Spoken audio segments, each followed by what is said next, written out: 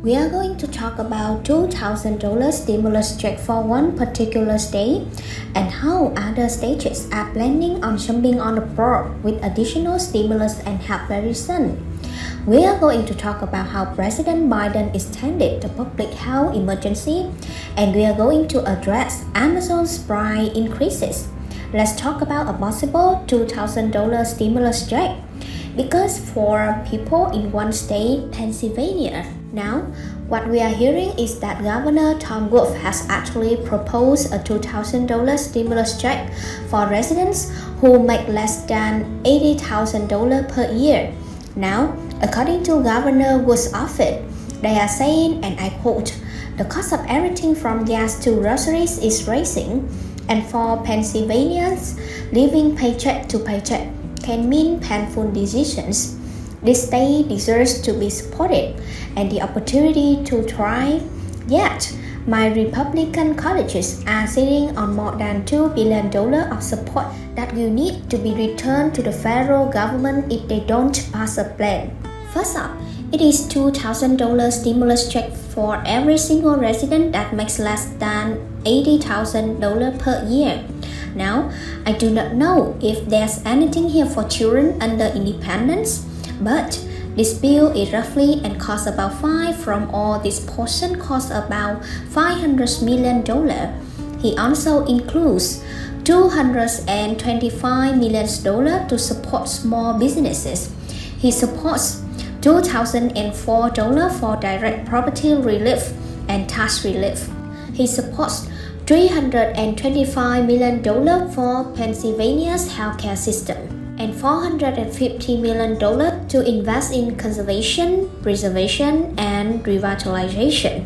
That was a $1.9 trillion bill. It started that states have until December 31st, 2024 to use their rescue plan money, or it must be returned to federal government. We are seeing multiple governors providing different proposals and ideas. If a Democratic governor say, "Hey, I want to provide your $1,000 or $2,000 stimulus checks to our residents," well, if this happen, let's say the year of the election, Republicans are gonna be like, "No, absolutely not. You are not going to win this election by giving our residents a $2,000 stimulus check." But after these elections are over, that is when we could actually see more. You will find more relief going back to the residents of their states. So that's why I continue to say that in many cases are not there wanna wait. They are gonna wait to see where do our residents are and where this state needs additional help. But eventually they will do something because they have to do something, or they send the money right. Today, the Biden administration extended the public health emergency that was actually going to expire on Saturday morning. Now, this is a 90-day extension, and this will allow millions of Americans that have private health insurance and government-funded health insurance to continue getting free COVID test treatments. Or this that has been free, but somebody has to pay for it.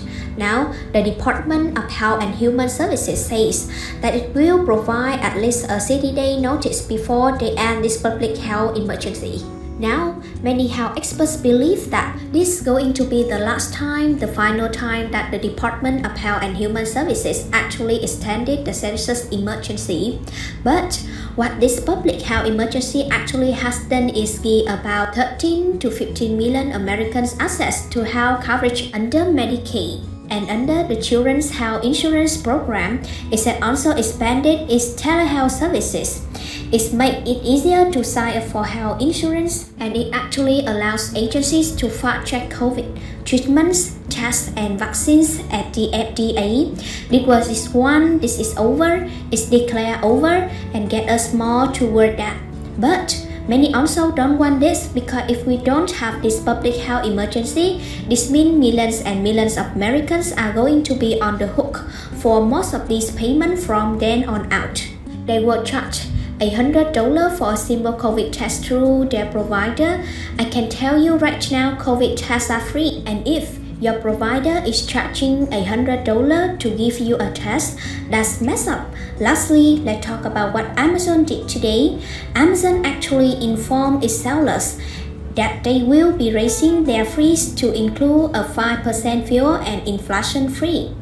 And when Amazon raised their fees and was January, just a couple of months ago, I had to actually raise my prices to make sure that my products are still profitable.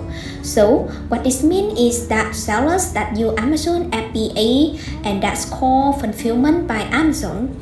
What this means is that those sellers will be charged additional 5% fuel and inflation fee.